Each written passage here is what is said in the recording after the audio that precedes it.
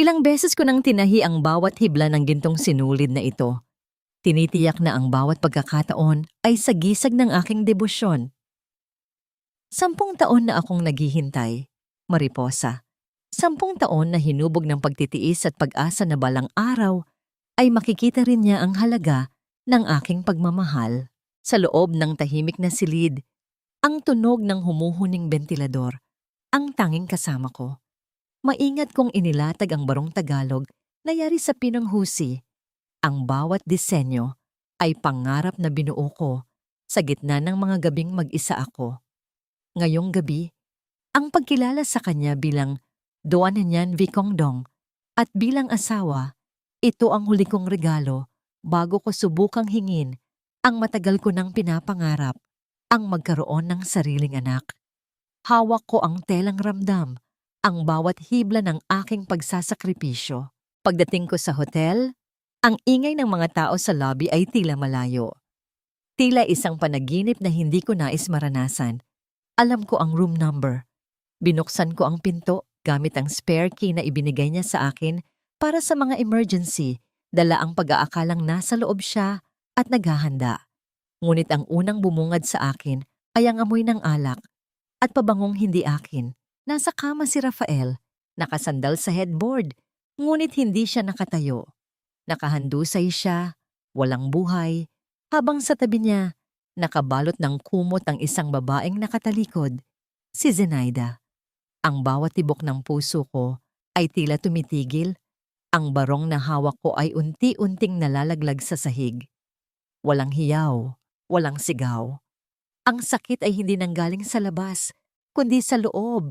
Isang uri ng pagguho na hindi kayang ilarawan ng kahit anong salita. Bakit mo dinala ang basahan na yan dito? Ang boses ay malamig, matalim na parang kutsilyong humahati sa katahimikan. Si Doña Consolacion, ang aking biyanan, ay nakatayo sa pintuan. Ang kanyang mga mata ay hindi man lang sumulyap sa bangkay ng sariling anak, kundi direkta sa akin, puno ng pagkamuhi. Bago pa ako makapagsalita, isang malakas na sampal ang dumapo sa aking pisngi. Ang puwersa nito ay nagpatumba sa akin sa paanan ng kama. Papatayin mo ba ang dangal ng pamilyang ito? Pipirma ka sa dokumentong ito. Sasabihin mong sakit sa puso ang ikinamatay niya. Kung hindi, sisiguraduhin kong wala kang matitirang kahit anong dangal sa mundong ito, Mariposa. Hawak niya ang isang papel. Ang kanyang mukha ay hindi bakas ng luha, kundi ng pagkakalkula. Tinitigan ko siya, ang babaeng itinuring kong pangalawang ina. At sa sandaling iyon, ang mundo ko ay naging abo.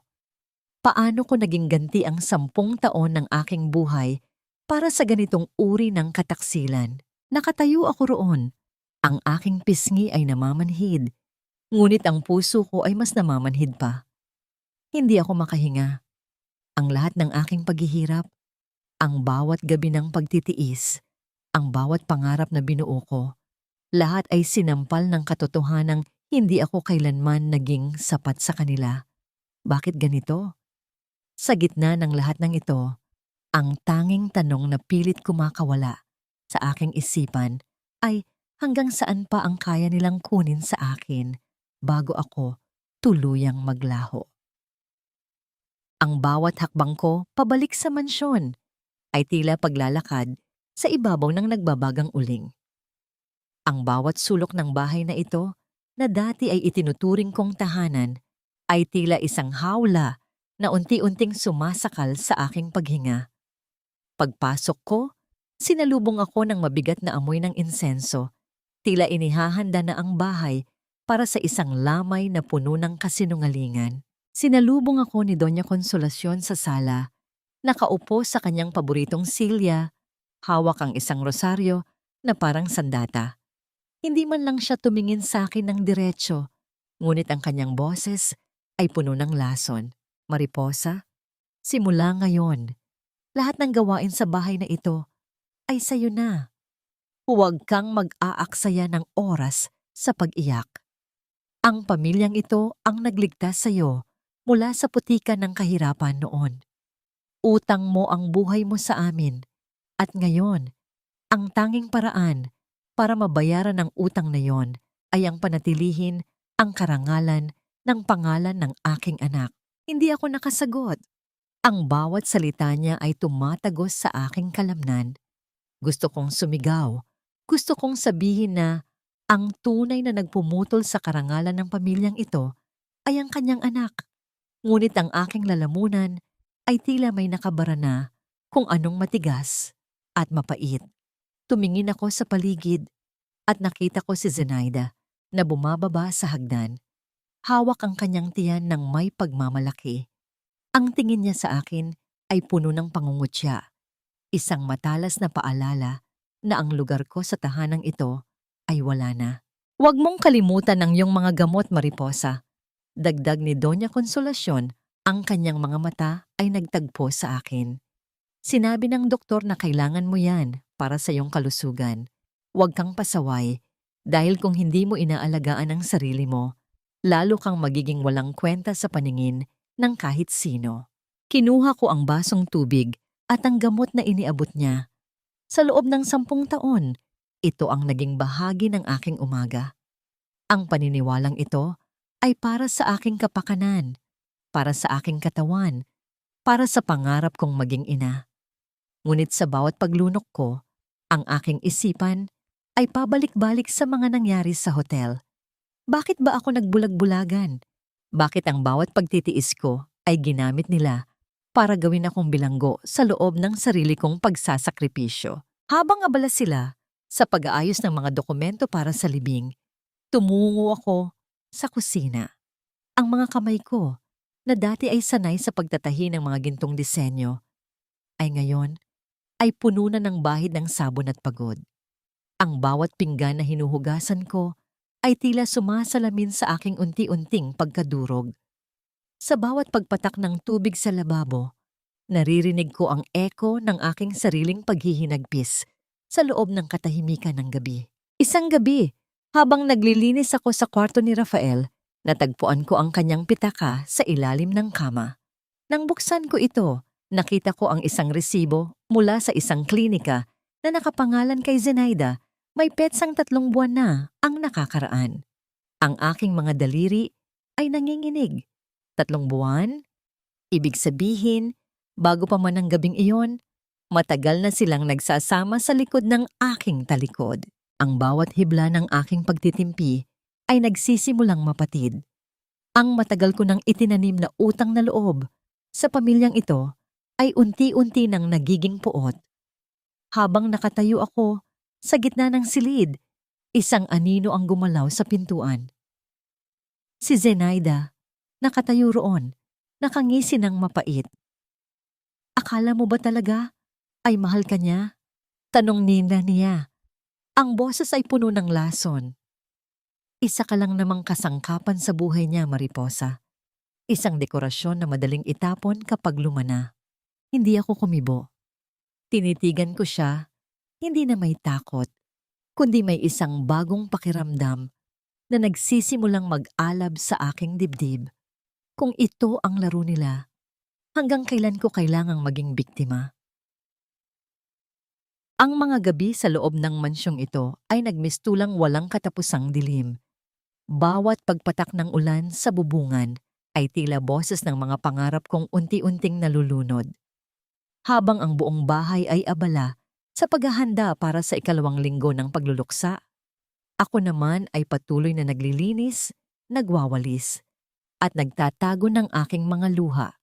Sa likod ng mga kurtinang dati ay ako rin ang nagborda. Isang hapon, habang nililinis ko ang study room ni Rafael, ang santuwaryo ng kanyang mga lihim, ay napansin ko ang isang bahagyang nakausling bahagi ng sahig sa ilalim ng mabigat na kabinet ng mga libro. Sa aking pag-usisa, naramdaman ko ang isang maliit na trangka. Nang ito ay aking itulak, isang maliit na puwang ang bumukas. Inilalantad ang isang lumang kaha de yero. Ang aking puso ay tumibok ng mabilis. Tila isang tambol na nagbababala ng paparating na unos. Gamit ang susi na dati kong nakita sa loob ng drawer ni Rafael, dahan-dahan kong binuksan ang bakal na lalagyan. Hindi ginto o pera ang bumungad sa akin, kundi isang tumpok ng mga dokumento at isang maliit na bote ng gamot na may tatak na hindi ko pamilyar.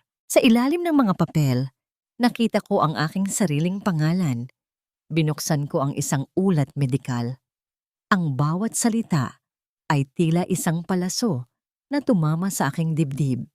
Ang gamot na ipinapainom sa akin ni Doña Consolacion sa loob ng 10 taon. Ang gamot na sinasabi nilang pampalakas ng aking katawan para magdalang tao ay isang uri ng hormone blocker na sadyang idinisenyo upang gawing baog ang isang babae.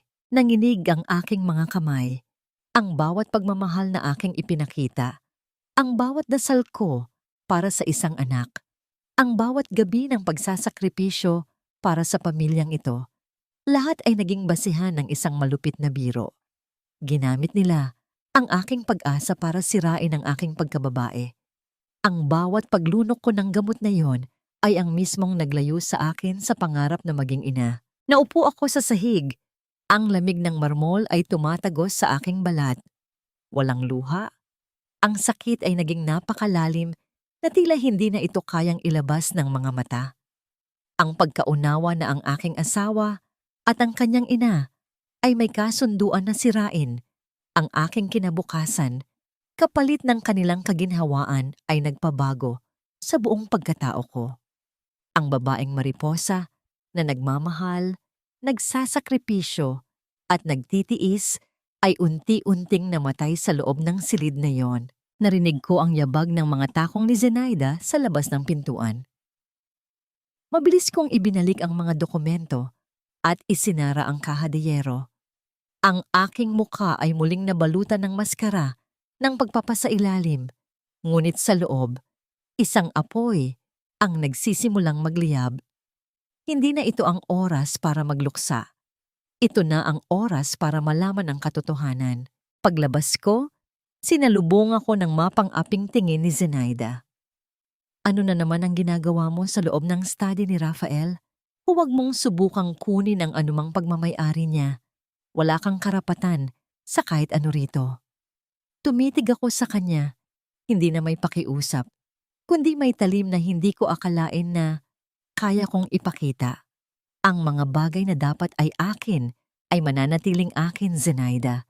Hindi mo alam ang lahat ng nangyayari sa bahay na ito. Iniwan ko siyang nakatayo. Ang kanyang mukha ay puno ng pagtataka. Paglakad ko palayo, naramdaman ko ang bigat ng bote ng gamot sa loob ng aking bulsa. Ito ang susi. Ito ang simula ng aking pagbawi. Ngunit sa likod ng aking isipan, isang tanong ang nananatili. Kung ang lahat ng ito ay isang malaking kasinungalingan, sino pa ang matitirang kakampi ko sa mundong ito? Ang gabi ay balot ng isang nakakasakal na katahimikan. Hawak ko ang bote ng gamot. Ang bawat inskripsyon sa etiketa ay tila isang sumpa na nakaukit sa aking balat. Hindi na ako makatulog. Sa tuwing ipipikit ko ang aking mga mata, ang nakikita ko ay hindi na ang mukha ni Rafael, kundi ang mapanlinlang ng ngiti ni Doña Consolacion habang iniabot niya ang tubig at gamot sa akin tuwing umaga. Kailangan kong umalis, pero hindi sa paraang tulad ng isang magnanakaw na tumatakas sa dilim. Kailangan kong umalis bilang isang babaeng alam ang kanyang halaga. Bago sumapit ang bukang liwayway, dahan-dahan akong naglakad patungo sa lumang aparador sa aking kwarto. Doon, nakatago ang isang maliit na sobre na ipinadala sa akin ni Diego, ang abogadong kaibigan ko noon na ilang taon ko na ring hindi nakakausap dahil sa higpit ng kontrol ni Rafael sa aking buhay. Binuksan ko ang sulat na dati ko pang hindi pinapansin. Ang mensahe ay simple. Mariposa, kung kailangan mo ng tulong, narito lang ako. Huwag kang matakot na bumangon. Sa mga oras na yon, ang takot ay hindi na ang aking pangunahing damdamin. Ang aking nararamdaman ay ang matalas na pagnanais na mahanap ang hustisya. Kinuha ko ang ilan sa aking mga personal na gamit, hindi mga alahas o mamahaling damit, kundi ang mga liham, ang mga medical record, at ang mga katibayan ng aking mga taon ng paghihirap. Habang inililigpit ko ang aking mga gamit, biglang bumukas ang pintuan. Si Doña Consolacion, nakasuot ng kanyang seda na pantulog, ang kanyang mga mata ay naniningkit sa dilim. Ano ang ginagawa mo, Mariposa? Saan mo balak dalhin ang mga gamit na yan? Tumayo ako ng tuwid. Sa unang pagkakataon sa loob ng 10 taon, hindi ako yumuko. Tumingin ako ng diretso sa kanyang mga mata. Ang aking boses ay hindi na nanginginig. Aalis na ako, Doña Consolacion. Hindi na ako alipin ng pamilyang ito. At ang utang na loob na sinasabi niyo, sa tingin ko, sapat na ang 10 taon ng aking buhay at ang pagkakataong magkaroon ng sariling anak na ninakaw niyo sa akin. Nanlaki ang kanyang mga mata, hindi dahil sa galit, kundi dahil sa gulat na kaya ko siyang sagutin ng ganoon. Wala kang mapupuntahan, wala kang pera, wala kang pamilya, at wala kang kinabukasan sa labas ng mansyong ito. Mas mabuting mabuhay sa labas nang walang-wala kaysa mabuhay sa loob ng bahay na ito kasama ang mga halimaw na nagpanggap na tao. Sagot ko, nilampasan ko siya. Hindi ko na hinintay ang kanyang susunod na sasabihin. Ang bawat hakbang ko palabas ng mansyong yon ay tila isang paglaya mula sa isang bilangguan. Paglabas ko ng gate, ang simoy ng hangin sa labas ay ramdam ko ang kaibahan. Mas malamig, mas malinis, at puno ng kawalan ng katiyakan. Ngunit ito ay aking sariling hangin. Pagdating ko sa maliit na apartment na inupahan ko sa tulong ng isang kakilala, ang tanging gamit ko ay ang aking makinang pantahi na inilabas ko ng palihim noong nakaraang buwan. Sa harap nito, nakita ko si Diego, naghihintay sa tapat ng pintuan. Ang kanyang muka ay puno ng pag-aalala. Mariposa, ginawa mo ito. Ani Diego nang makita niya ako. Oo, Diego, sagot ko, habang inilalapag ko ang bote ng gamot sa mesa sa pagitan namin. At ngayon, kailangan ko ang tulong mo para ilabas ang katotohanan. Ang liwanag ng araw ay nagsisimulang sumilip sa abot-tanaw. Ang bagong simula ay hindi magiging madali. Alam ko iyon. Ngunit habang tinitingnan ko ang aking mga kamay, nakita ko ang tibay na hindi ko kailanman inakala na taglay ko. Ang laban ay hindi pa tapos, bagkus ngayon pa lamang ito magsisimula. Ang mga sumunod na araw ay hindi naging madali. Ang bawat umaga sa maliit kong apartment ay sinasalubong ng katahimikan na dati ay kinatatakutan ko, ngunit ngayon ito ay nagmistulang kapayapaan. Sa mesa, ang aking makinang pantahi ay nagsisilbing saksi sa aking bawat pagtitiis. Dito ko ginugugol ang aking oras, hindi para sa mga damit na pang-okasyon ng pamilya aking yumaong asawa, kundi para sa paggawa ng mga simpleng kasuotan na maaari kong ibenta sa palengke. Isang hapon, habang nag-aayos ako ng mga tela, dumating si Diego dala ang mga dokumentong matagal na naming hinahanap. Ang kanyang mukha ay seryoso, isang senyales na ang mga impormasyong dala niya ay maaaring magpabagsak sa mga konsolasyon. Mariposa, kinumpirma ng mga doktor na nakapanayam ko na ang gamot na yon ay hindi lamang basta pampigil sa pagbubuntis. Ito ay may kemikal na nagdudulot ng permanenteng pinsala sa matris kung gagamitin ng matagal. Sadyang ginawa yon para hindi ka na kailanman magkaroon ng anak. Paliwanag ni Diego, ang kanyang boses ay puno ng galit na hindi niya maikubli. Naramdaman ko ang paglamig ng aking mga kamay. Kahit na alam ko na ang katotohanan, ang marinig ito mula sa isang eksperto ay tila isang bagong suntok sa aking pagkatao. Ang aking pangarap na maging isang ina, ang mga gabi ng pagdarasal na sana ay may bata ng sumisibol sa aking sinapupunan. Lahat ng yon ay ninakaw sa akin ng may malinaw na intensyon. Hindi lang yun, dagdag ni Diego habang inilalapag ang isa pang folder. Nakahanap din ako ng mga ebidensya ng malawakang panloloko sa kumpanya. Ang mga disenyo na ginagamit nila ay hindi kay Rafael. Ang mga ito ay ninanakaw nila mula sa maliliit na mananahi, kinokopya at ibinebenta bilang sarili nilang likha. Mariposa, ang buong imperyo nila ay itinayo sa ibabaw ng pagnanakaw at pagsasamantala. Tumitig ako sa mga dokumento. Ang mga disenyong nakita ko sa folder ay mga sketch na dati kong ginawa. Mga ideyang ibinahagi ko kay Rafael noong mga unang taon ng aming pagsasama. Ang mga ideyang yon na akala ko ay suportado niya ay ginamit pala nilang paraan para magpayaman habang ako ay nananatiling nakakulong sa loob ng mansyon. Gusto kong ilabas ito, Diego, hindi para sa pera at hindi para sa paghihiganti sa paraang bababa ako sa antas nila. Wika ko, ang aking boses ay matatag at puno ng determinasyon. Gusto kong malaman ng lahat ang katotohanan. Gusto kong mabigyan ng boses ang mga mananahi na ninakawan nila at gusto kong mabawi ang dangal na tinapakan nila.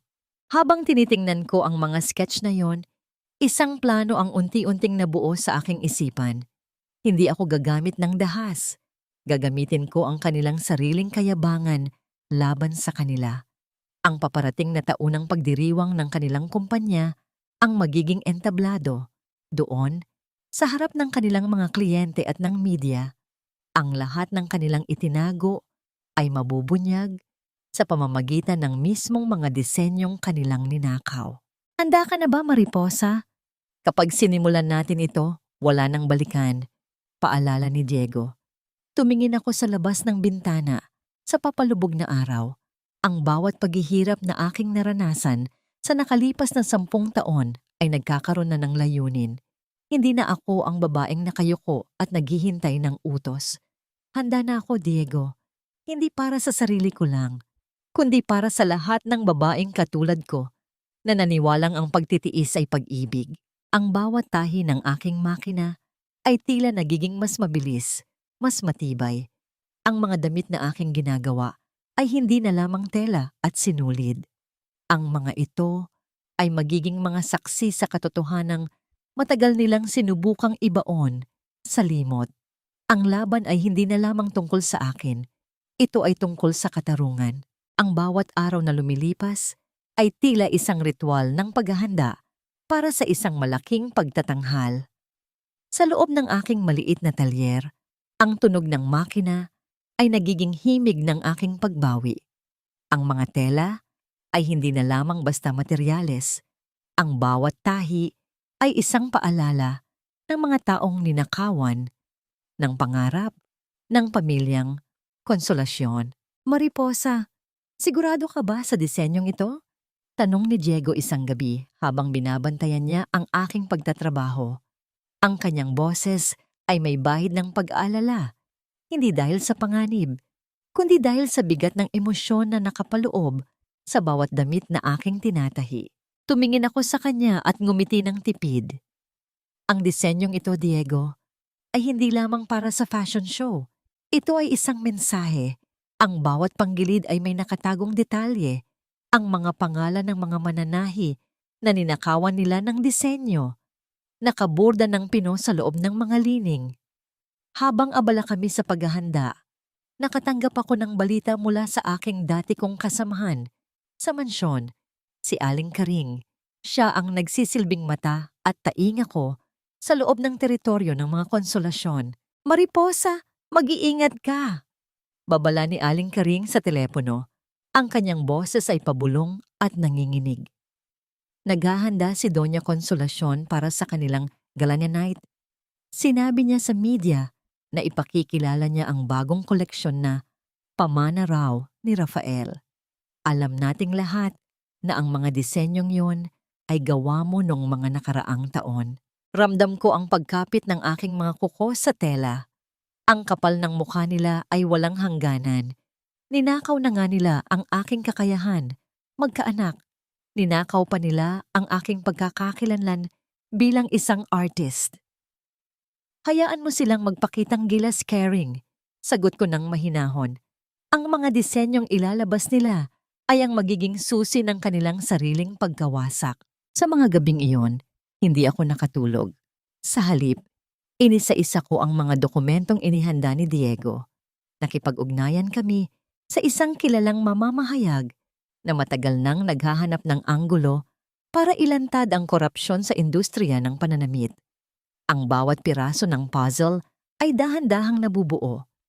Ang paglalantad sa kanilang pandaraya sa buwis at ang hindi etikal na pagtrato sa mga manggagawa ay sapat na para magdulot ng matinding gulo sa kanilang reputasyon. Ngunit higit sa lahat, ang sakit na dulot ng gamot ay kailangang malantad. Nakipagkita ako sa isang doktor na handang tumestigo. Ang kanyang mga pahayag kasama ang mga reseta na natagpuan ko sa kahadiyero ni Rafael ay sapat na ebidensya para sa isang kasong kriminal. Isang gabi, habang naglalakad ako pauwi, nakaramdam ako ng pagmamanman. Isang itim na sasakyan ang dahan-dahang sumusunod sa aking likuran. Ang bawat pag-ilaw ng kanilang headlight sa madilim na kalsada ay nagbibigay ng kaba sa aking dibdib. Mabilis akong pumasok sa isang eskinita at nagtago sa likod ng isang malaking basurahan. Pinipigilan ang aking paghinga. Nakita ko ang sasakyan na huminto sa harap ng aking apartment. Bumaba ang isang lalaking nakasuit, tiningnan ang paligid, at mabilis na naglakad patungo sa aking pintuan. Sila ay mga tauhan ni Doña Consolacion. Hindi sila titigil hanggat hindi nila nababawi ang lahat ng ebidensya. Nang makalayo ang sasakyan, mabilis akong tumakbo pabalik sa aking silid. Hindi naligtas ang manatili rito. Kinailangan kong ilipat ang lahat ng dokumento sa isang lugar na hindi nila kailanman may isip. Ang aking makinang pantahi, ang aking mga tela, at ang aking pag-asa. Lahat ay kailangang iligpit at ilipat bago pa nila ako matunton. Ang bawat paghakbang ko sa dilim ay isang pagpapaalala. Hindi na ako biktima. Ako na ang nagtatakda ng susunod na galaw sa larong ito. Habang ang buwan ay nagtatago sa likod ng mga ulap, ang aking determinasyon ay lalong nagliliwanag. Ang paglaban ay hindi lamang pisikal. Ito ay isang digmaan ng katotohanan laban sa kasinungalingan. At handa akong magsakripisyo para sa huling tagumpay. Ang paglipat ng aking tirahan ay naging mabilis at tahimik. Sa tulong ni Diego, dinala ko ang aking mga gamit at ebidensya sa isang maliit na studio sa labas ng lungsod. Isang lugar na walang nakakaalam maliban sa amin. Ang bawat kahon ng tela at dokumento ay inayos ko ng may labis na ingat dahil alam kong ang mga ito ang magsisilbing sandata ko sa nalalapit na labanan. Habang ang gabi ay nagiging madaling araw, hindi ako mapakali. Naupo ako sa harap ng aking makina, ngunit sa halip na tumahi, hinawakan ko ang isang lumang litrato ni Rafael noong mga unang taon ng aming pagsasama. Sa litratong yon, wala pa ang kapalaluan, wala pa ang mga lason na itinanim ng kanyang ina. Rafael, bulong ko sa hangin. Ang boses ay puno ng pait. Sana naging matapang ka rin tulad ko. Sana hindi ka nagpadala sa takot sa iyong ina. Ang pag-alala ay hindi isang paraan ng pagpapatawad. Ito ay isang paraan ng pagpapaalam.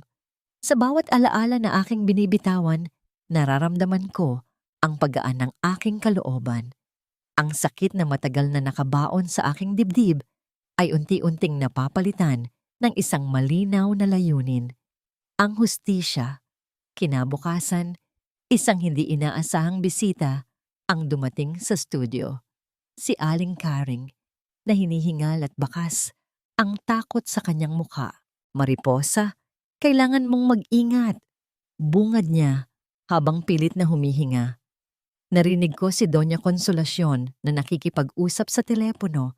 May plano silang gambalain ang iyong Tyson brand. Balak nilang sirain ang mga gamit mo o kaya'y magpakalat ng chismis na ninakaw mo raw ang mga disenyo nila. Napangiti ako ng mapait. Ang kanilang takot ang nagpapatunay na tama ang aking ginagawa. Kung hindi sila natatakot, hindi sila gagawa ng paraan para sirain ako. Hayaan mo sila, Aling Caring. Sagot ko habang inilalabas ang isang folder na naglalaman ng mga legal na dokumento. Ang katotohanan ay hindi nasisira ng tsismis. Sa oras na ilabas ko ang mga papeles na ito, wala silang magagawa, kundi ang tanggapin ang kahihinatnan ng kanilang mga gawa. Habang papalapit ang araw ng kanilang gala night, ang aking atensyon ay nakatuon sa paggawa ng huling piraso para sa aking sariling koleksyon. Isang barong na hango sa disenyong tinahi ko para sa kanya 10 taon na ang nakakaraan, ngunit binigyan ko ng bagong anyo. Ito ay sumisimbolo sa aking pagbangon. Hindi ito magiging bahagi ng fashion show nila, kundi isang pahayag sa gitna ng kanilang mundo. Isang gabi, habang naglalakad ako pauwi, nakita ko si Diego na nakatayo sa labas ng studio, may dalang kape at pandesal. Ang kanyang presensya ay nagbibigay sa akin ng lakas na hindi ko inaasahan. Alam mo, Mariposa, ani Diego, habang nakatingin kami sa mga bituin. Ang paghihiganti ay parang paghawak ng baga. Ikaw ang unang nasusunog. Ngunit ang katarungan ay parang ulan. Nililinis nito ang lahat ng dumi at nagbibigay ng pagkakataon para sa bagong buhay. Tumango ako. Hindi ako naghihiganti, Diego. Binabawi ko lang ang ninakaw na buhay mula sa akin. Sa loob ng studio, habang ang bawat ilaw ay dahan-dahang namamatay, nanatili akong gising. Ang mga sinulid, ang mga tela, at ang aking mga pangarap ay nagsasama-sama para sa isang gabi na babago sa lahat. Alam ko, sa sandaling tumuntong ako sa entablado ng kanilang gala, hindi na lamang ako ang dating Mariposa na nakayuko.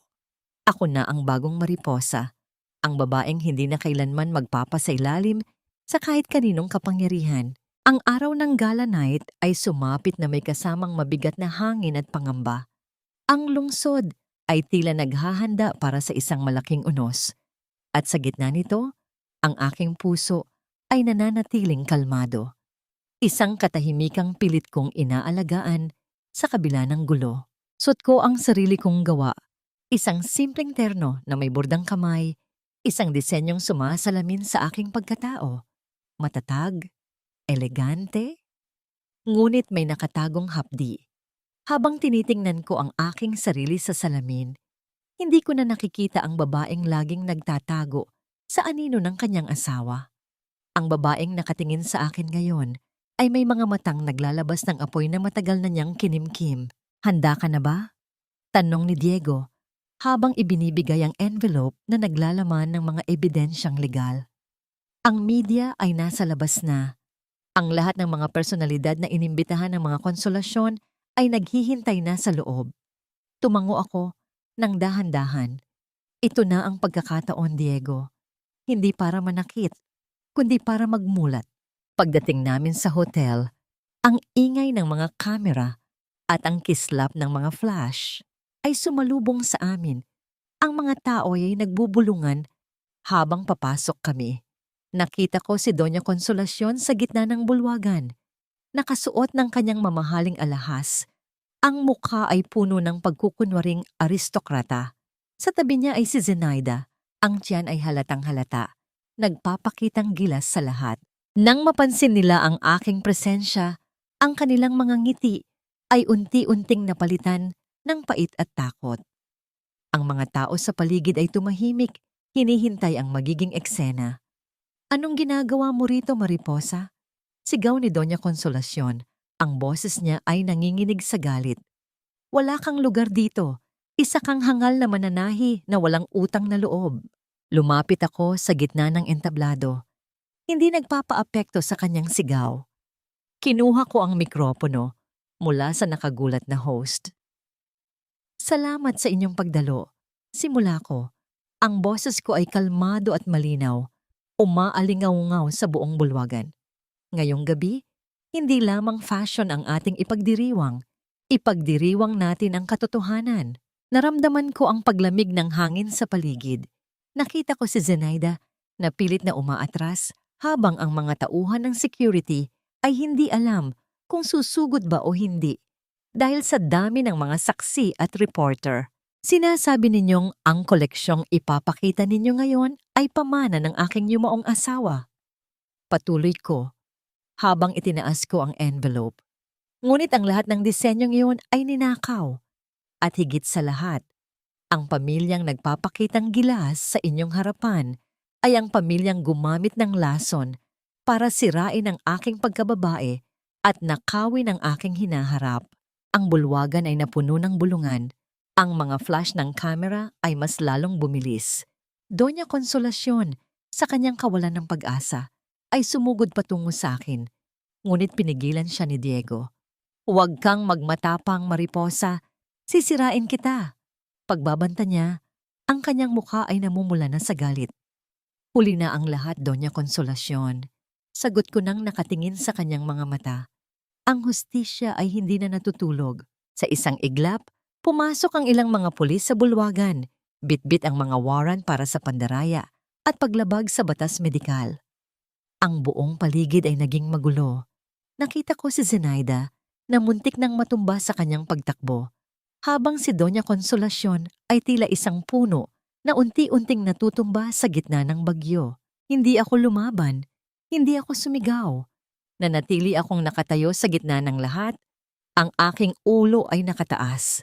Ang pakiramdam ng paglayang ito ang unang beses na nakahinga ako ng malalim sa loob ng 10 mahabang taon. Ang gabi ay hindi pa tapos, ngunit ang pinakamahirap na bahagi ay nalampasan ko na. Ang buong bulwagan ay naging saksi sa pagguho ng isang imperyong itinayo sa kasinungalingan.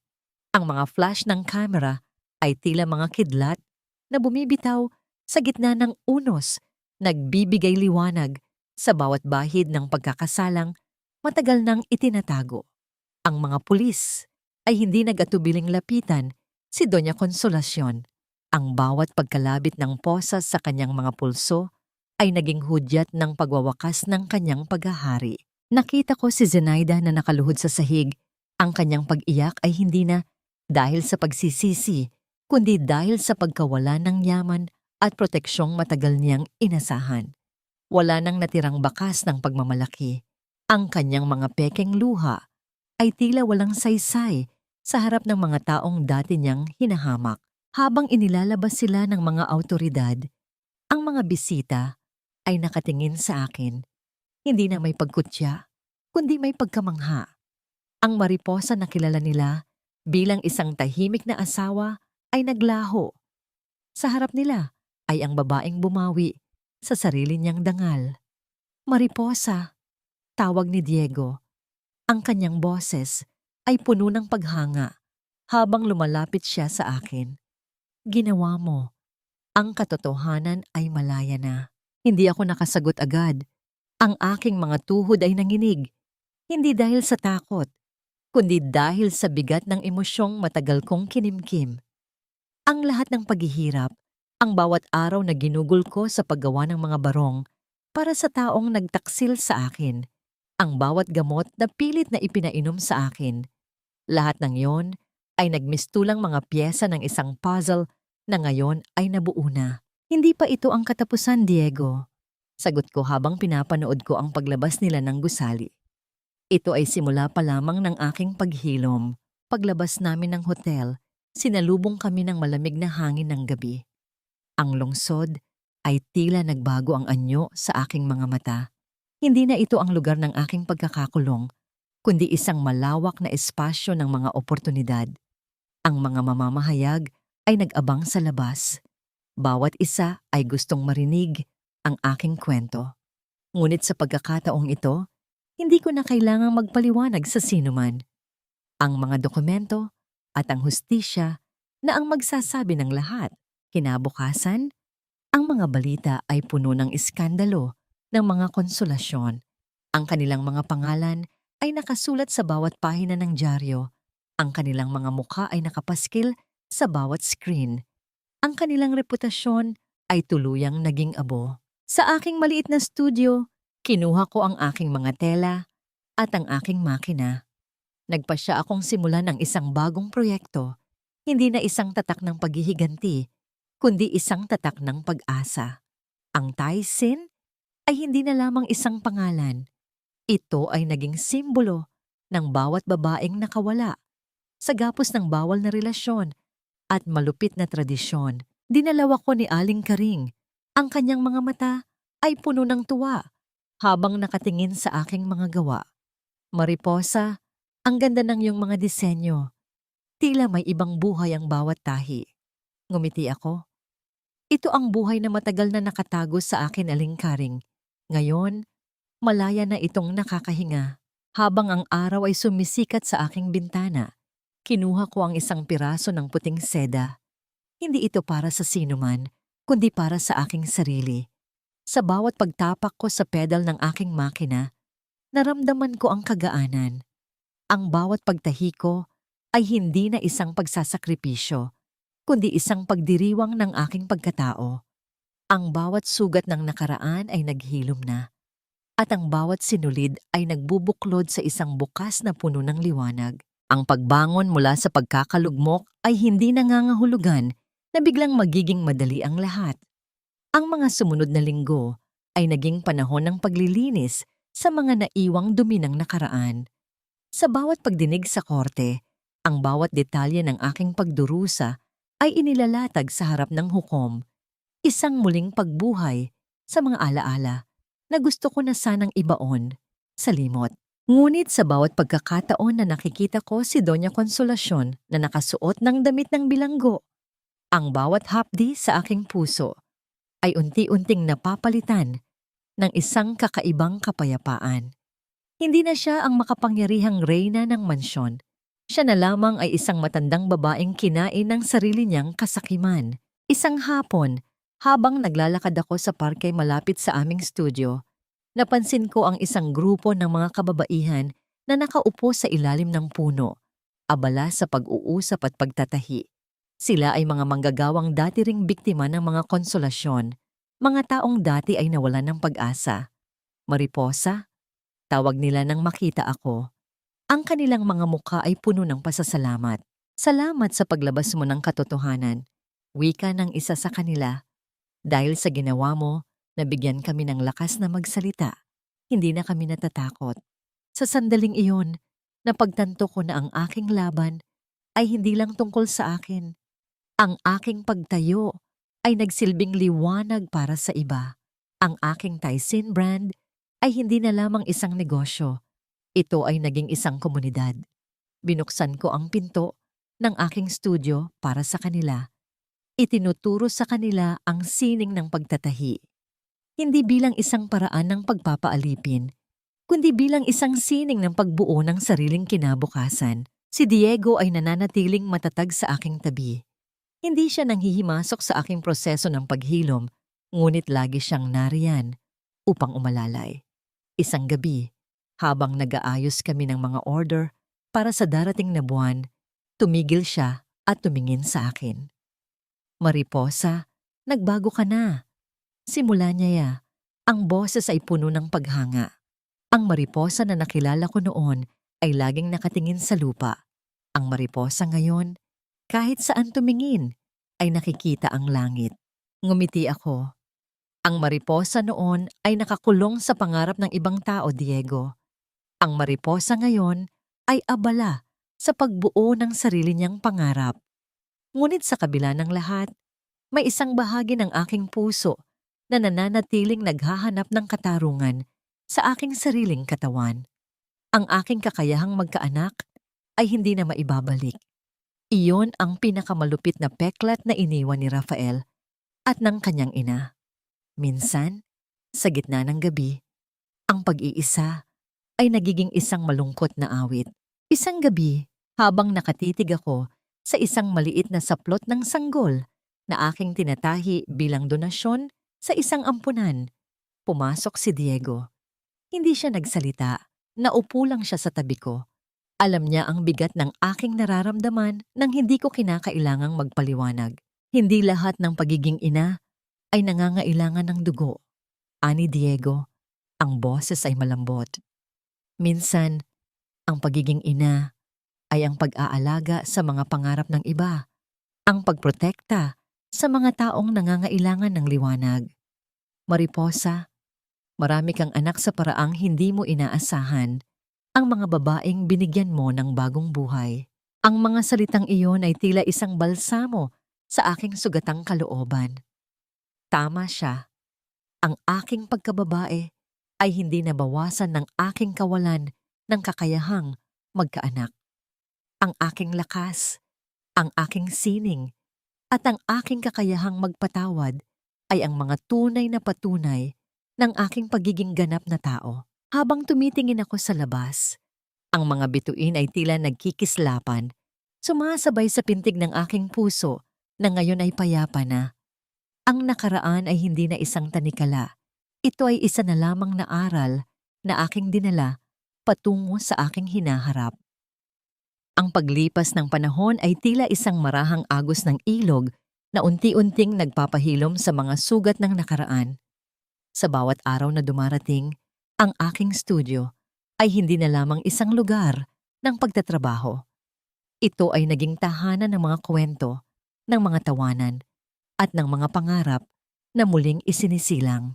Isang umaga, habang sinusuri ko ang mga tela para sa susunod na koleksyon, isang liham ang natanggap ko mula sa bilangguan.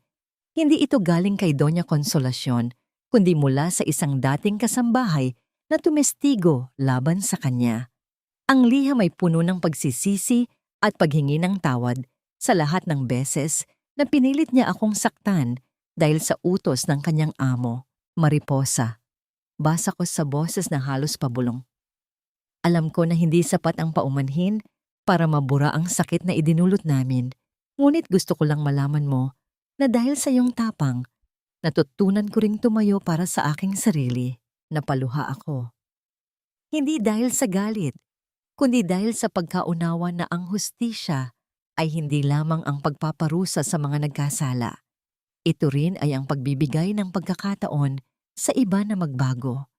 Ang kapatawaran ay hindi nangangahulugang paglimot, kundi ang pagpapakawala sa bigat na matagal kong dinala.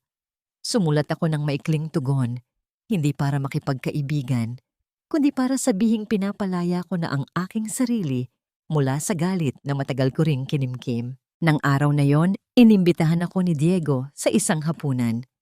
Hindi ito isang formal na pagtitipon, kundi isang simpleng salo-salo sa dalampasigan. Ang dagat ay tahimik, ang alon ay humahalik sa buhanginan na tila isang yakap ng kalikasan. Mariposa, simula ni Diego habang nakatanaw kami sa papalubog na araw. Alam mo, sa loob ng maraming taon, lagi kitang nakikita sa malayo. Lagi kitang gustong tulungan, pero pinili kong igalang ang iyong distansya. Ngayon, gusto kong itanong, handa ka na bang bumuo ng pangarap na hindi mo na kailangang gawin ng mag-isa? Tumingin ako sa kanya. Sa loob ng mahabang panahon, siya ang naging bato ko. Hindi siya nagbigay ng mga pangako na hindi niya kayang tuparin at hindi siya naghangad ng anumang kapalit. Diego, natutunan kong ang kaligayahan ay hindi matatagpuan sa iba. Sagot ko ng may ngiti. Natutunan ko na ang kaligayahan ay dapat nadala ko na bago pa man dumating ang ibang tao. At ngayon, dala ko na ang kapayapaang yon. Hinawakan niya ang aking kamay. Ang init ng kanyang palad ay nagpapaalala sa akin na hindi ako nag-iisa sa mundong ito. Hindi ito ang tipikal na pag-iibigan na nakikita sa mga palabas. Ito ay isang pagmamahal na hinubog ng pagsubok, pag-unawa, at malalim na paggalang. Hindi ko hinihingi na maging mundo mo ako, ani Diego. Ang hinihingi ko lang ay maging bahagi ako ng mundong binubuo mo. Tumango ako. Ang bawat pagtango ay may kasamang katiyakan. Hindi na kailangang madaliin ang lahat. Ang bawat hakbang ay maingat. Ang bawat desisyon ay mula sa puso. Sa gitna ng payapang dagat, naramdaman ko na sa wakas, ang mga gulo ng aking nakaraan ay tuluyan ng napawi ng agos. Ang aking studio, ang aking mga katrabaho, at ngayon, ang pagkakaroon ng isang katuwang na tunay na nagpapahalaga sa akin. Ito ang bunga ng aking pagsisikap na maging matapang. Ang bawat tahi ng aking buhay ay hindi na magulo. Ito ay naging isang obra maestra na ako mismo ang nagdisenyo. Ang susunod na kabanata ng aking buhay ay hindi na nakasulat sa mga pahina ng kasinungalingan, kundi sa mga hibla ng katotohanan at pagmamahal. Ang tagumpay ng Taisin ay hindi na lamang usap-usapan sa aming maliit na bayan. Ito ay nagsisimula na ring makilala sa mas malawak na mundo ng fashion. Isang malaking imbitasyon ang dumating para sa isang exhibit sa Maynila, kung saan bibigyan ng pagkakataon ang mga maliliit na negosyo na ipakita ang kanilang mga likha. Mariposa, ito na ang oportunidad na matagal nating hinintay, ani Diego, habang nakatingin sa imbitasyon. Ang kanyang mga mata ay nagniningning sa tuwa para sa akin. Ngunit bago kami tumuloy, may isang lugar akong kailangang puntahan, ang sementeryo kung saan nakahimlay si Rafael. Hindi para magluksa, hindi para humingi ng tawad, kundi para magpaalam sa huling pagkakataon. Pagdating ko roon, ang hangin ay tahimik. Nakatayo ako sa harap ng kanyang lapida. 10 taon. 10 taon na tila isang habambuhay na pagkakamali. Inilagay ko ang isang maliit na puting bulaklak sa ibabaw nito. Rafael! Simula ko. Ang boses ko ay walang galit. Tanging pagtanggap na lamang. Dahil sa iyo, natutunan ko ang pinakamahabang aral ng aking buhay. Hindi kita pinatatawad sa iyong kataksilan, pero pinatatawad ko ang sarili ko dahil hinayaan kong mawala ang sarili ko sa pagmamahal sa iyo. Heto na ang huling bahagi ng aking nakaraan. Manatili ka na rito habang ako ay magpapatuloy sa aking buhay. Pagtalikod ko, naramdaman ko ang kakaibang kagaanan. Ang bawat bigat na dala ko sa aking dibdib ay tila naiwan sa sementeryong yon. Pagdating ng araw ng exhibit sa Maynila, ang aking mga mananahi ay abalang-abala. Ang bawat damit na aming dinala ay may dalang kwento. Nang ipakita ko na ang aking koleksyon sa entablado, ang mga tao ay tumahimik. Hindi dahil sa ganda ng mga telang aking ginamit, kundi dahil sa mensahe ng bawat burda, mga simbolo ng pagbangon, ng kalayaan, at ng pagkatao. Sa gitna ng spotlight, nakita ko si Zenaida sa malayo. Dumadaan sa labas ng venue, tila isang anino ng kanyang dating sarili. Wala na ang mga mamahaling damit. Wala na ang mga alahas. Siya ay payak na lamang, at sa kanyang mga mata, nakita ko ang isang uri ng pagdurusa na mas mabigat kaysa sa anumang kulungan. Ang pagsisisi sa isang buhay na itinapon sa basurahan. Hindi ko na siya pinansin. Ang kanyang presensya ay wala na sa aking mundo. Matapos ang programa, maraming mga mamumuhunan ang lumapit sa amin. Gusto nilang kunin ang aming brand, ngunit sa bawat alok, ang sagot ko ay iisa. Ang Taisin ay hindi ibebenta. Ito ay pag-aari ng lahat ng kababaihang bumuo nito. Habang pabalik kami ni Diego sa aming sasakyan, tumigil ako at tumingin sa mga bituin. Ang lahat ng aking pinagdaanan, ang pagtataksil, ang paghihirap, ang paghahanap ng katarungan, ay naging pundasyon ng aking bagong pagkatao. Masaya ka ba, Mariposa? Tanong ni Diego. Diego, sagot ko habang hinahawakan ang kanyang kamay. Sa unang pagkakataon, hindi ko na kailangang magtanong kung masaya ba ako. Nararamdaman ko ito. Nararamdaman ko ang bawat tibok ng aking puso na puno ng pag-asa. Ang susunod na kabanata ay hindi na nakasulat sa mga lihim o kasinungalingan. Ito ay nakasulat sa bawat liwanag ng umaga at sa bawat ngiti ng mga taong aking natutulungan. Ang aking buhay ay hindi na isang tahi ng sakit, kundi isang obra maestra ng pag-ibig sa sarili. Ang tagumpay ay hindi naging dahilan upang makalimutan ko kung saan ako nagsimula. Sa katunayan, habang lumalawak ang saklaw ng Taisin, lalong tumitibay ang aking paninindigan. Hindi ito tungkol sa karangyaan. Ito ay tungkol sa pagbibigay ng pangalawang pagkakataon sa mga kababaihang nawalan na ng boses. Isang hapon, habang nag-aayos ako ng mga gamit para sa isang pagbisita sa isang center para sa mga biktima ng pang-aabuso, isang hindi inaasahang sulat ang dumating. Ito ay mula sa isang abogado ng pamilya Konsolasyon. Ang aking puso ay bahagyang kumabog, isang reflex ng nakaraang takot na matagal ko na sanang kinalimutan. Mariposa, ani Diego matapos basahin ang nilalaman nito. Gusto nilang makipag-areglo. Gusto nilang ibalik ang ilan sa mga ari-arian na ninakaw nila sa iyo kapalit ng pagbawi mo sa iyong mga demanda. Tinitigan ko ang papel, ang mansyon, ang mga lupa, ang mga yaman na dating naging bilangguan ko. Lahat ay nasa aking mga kamay na kung gugustuhin ko. Ang bawat bahagi ng kanilang nakaraan ay nakadepende na ngayon sa aking desisyon. Diego, sabi ko habang tinatanggap ang sulat. Ang mga bagay na yon ay hindi kailanman naging akin. Ang mansyon na yon ay puno ng alaala ng sakit. Ang yaman nila ay bunga ng pagnanakaw. Hindi ko kailangan ng kanilang pag-aari para mabuo ang aking sarili. Ano ang gagawin mo? Tanong ni Diego. Gagamitin natin ang mga ari-ariang yon. Sagot ko ng may determination. Ibebenta natin ang mansyon at ang lahat ng mapagbebentahan ay ibibigay natin sa mga foundation na tumutulong sa mga babaeng biktima ng pagtataksil at pang-aabuso. Gagawin nating sentro ng pag-asa ang lugar na dati ay naging sentro ng aking pagdurusa. Nang ipakita ko ang aking desisyon sa korte, ang mga tao sa bulwagan ay natahimik. Ang aking desisyon na hindi kunin ang yaman para sa sarili ay nagpakita na ang aking hustisya ay hindi nakatali sa material na bagay. Ang mga konsolasyon ay tuluyang nawalan ng kapangyarihan. Wala na silang mansyon, wala na silang kumpanya, at higit sa lahat, wala na silang kakayahang manakit pa ng iba. Habang naglalakad palabas ng hukuman, nakita ko si Doña Konsolasyon. Siya ay payat.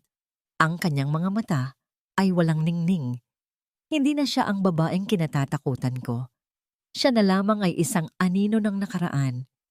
Hindi ako lumapit. Hindi ako nagsalita. Nilampasan ko lamang siya, hindi dahil sa galit, kundi dahil wala na siyang puwang sa aking hinaharap. Pag-uwi ko sa aming studio, sinalubong ako ng mga kababaihang aking tinutulungan. Ang kanilang mga ngiti ay mas maliwanag kaysa sa anumang alahas. Ang bawat isa sa kanila ay nagdala ng mga bulaklak, hindi bilang simbolo ng pagtatapos, kundi bilang simbolo ng pagpapatuloy. Mariposa, salamat dahil tinuruan mo kaming hindi matakot. Ani ng isa sa kanila habang nakayakap sa akin. Salamat sa inyong lahat, sagot ko. Dahil kung wala kayo, marahil ay nanatili pa rin akong nakakulong sa aking sariling sakit. Tayo ang nagligtas sa isa't isa. Sa gabi ng araw na yon, habang ang buwan ay nagbibigay ng liwanag sa aking silid, natanto ko na ang bawat pagsubok ay hindi isang pader, kundi isang hagdan. Ang bawat hapdi ay naging pundasyon ng aking lakas. Ang aking buhay ay hindi na isang kwento ng biktima, kundi isang kwento ng isang babaeng naglakas loob na tumahi ng sarili niyang tadhana. Ang susunod na kabanata ay nakalaan na sa mga pangarap na abot kamay ko na. At sa bawat paghinga ko, nararamdaman ko ang kalayaang matagal ko nang pinangarap. Hindi na ako nakakulong sa kahapon. Ako na ang may hawak ng bukas, Celine. Ang araw na ito ay hindi katulad ng anumang araw na dumaan sa aking buhay. Walang tensyon, walang takot, at higit sa lahat, walang bigat sa aking dibdib. Ang Thai Scene ay hindi na lamang isang maliit na studio. Ito ay naging isang institusyon na nagbibigay ng pagkakataon sa daan-daang kababaihan. Ngayon, ang anibersaryo ng pagbubukas ng ating foundation na itinatag mula sa mga ari-ariang dati ay pinag-aagawan ng pamilyang Konsolasyon. Sa harap ng mga taong dumalo, nakita ko ang mga mukha ng mga babaeng dati ay nawala ng pag-asa. Ang ilan sa kanila ay dating mananahi na sinamantala. Ang iba ay mga inang naghahanap ng liwanag. Habang naglalakad ako patungo sa entablado, nakita ko si Diego sa gilid. Nakangiti habang hawak ang isang maliit na kahon. Hindi ko na kailangang hulaan ang laman nito. Ngunit ang mahalaga ay ang kanyang presensya. Ang taong hindi kailanman bumitiw, kahit sa gitna ng matinding unos. Mariposa. Simula ko sa aking talumpati. Ang boses ko ay puno ng emosyon. Sinasabi nila na ang buhay ay parang isang tela. Minsan, ito ay napupunit, nagkakaroon ng mga butas, at nababahira ng mga mantsang hindi natin ginusto. Ngunit ang bawat punit ay maaring tahiin, ang bawat mantsa ay maaaring linisin, at ang bawat pagkabigo ay maaaring maging simula ng isang obra maestra. Ang bawat palakpakan ay tila musika sa aking pandinig. Hindi ito palakpak para sa aking tagumpay bilang isang negosyante, kundi palakpak para sa aking pagbangon bilang isang tao. Pagkatapos ng programa, lumapit sa akin si Diego. Mariposa, ang dami na nating nalampasan. Mula sa madilim na silid sa mansyon hanggang sa liwanag na narito tayo ngayon. Handa ka na bang simulan ang isa pang uri ng pagtatahi, ang pagbuo ng ating sariling pamilya? Tumingin ako sa kanya at sa unang pagkakataon, ang mga luha na matagal kong pinigilan ay malayang pumatak. Hindi ito luha ng pait, kundi luha ng labis na pasasalamat. Ang pag-ibig na hindi ko inasahan, ang buhay na hindi ko inakala, at ang kinabukasan na hindi na puno ng takot. Diego, sagot ko habang tinatanggap ang kanyang mga kamay. Hindi man ako magkakaroon ng sariling anak sa aking sinapupunan, marami tayong magiging anak sa puso. At ang ating pamilya ay hindi kailangang maging perpekto. Kailangan lang itong maging totoo, gaya ng ating pinagsamahan. Habang papalubog ang araw, naglakad kaming dalawa sa dalampasigan. Ang buhangin ay mainit sa ilalim ng aming mga paa. Ang dagat ay humahalik sa pampang, paulit-ulit, tila nagpapaalala na ang bawat pag-alon ay may dalang bagong simula. Ang mansyon ng mga konsolasyon ay wala na sa aking alaala. Ang sakit ng nakaraan ay abo na lamang na tinangay ng hangin. Ang mariposa noon ay isa lamang anino sa isang malupit na mundo. Ang mariposa ngayon ay isang babaeng nagmamay-ari ng sarili niyang liwanag. Ang bawat hibla ng aking buhay ay perpektong nakatahi, matibay, at handang harapin ang anumang hamon. Sa huling pagkakataon, lumingon ako sa aking studio. Ang ilaw sa loob nito ay nananatiling nakasindi, nagsisilbing gabay para sa lahat ng mga kababaihang nawawala pa ang landas. Ang aking tadhana ay hindi na nakatali sa sinuman. Ito ay akin lamang, at ito ang pinakamagandang bahagi ng aking kwento. Makalipas ang 5 taon, ang mansyon na dating piitan ng aking kaluluwa ay isa na ngayong tahanan ng pag-asa, isang sentro kung saan ang mga kababaihan ay tinuturuang bumuo ng sarili nilang kinabukasan. Nakatayo ako sa balkonahe, pinagmamasdan ang mga batang nagtatakbuhan sa hardin, mga anak ng mga kababaihang natulungan namin, na ngayoy masaya nang namumuhay ng malaya. Sina Doña Consolacion at Zenaida? Ang huling balita ko ay nabubuhay sila sa isang payak na pamumuhay, malayo sa karangyaan at kapangyarihang dati ay kanilang ipinagmamalaki. Hindi ko sila kinamumuhian. Sa katunayan, nararamdaman ko ang isang uri ng awa para sa kanila. Ang kanilang buhay ay naging isang malaking pagkakamali dahil sa pagpili sa kasamaan, samantalang ang buhay ko ay naging isang gantimpala dahil sa pagpili sa pagpatawad. Naramdaman ko ang mainit na kamay ni Diego sa aking balikat. Ang aming buhay ay simple, hindi marangya, ngunit punong-puno ng tunay na pagmamahalan.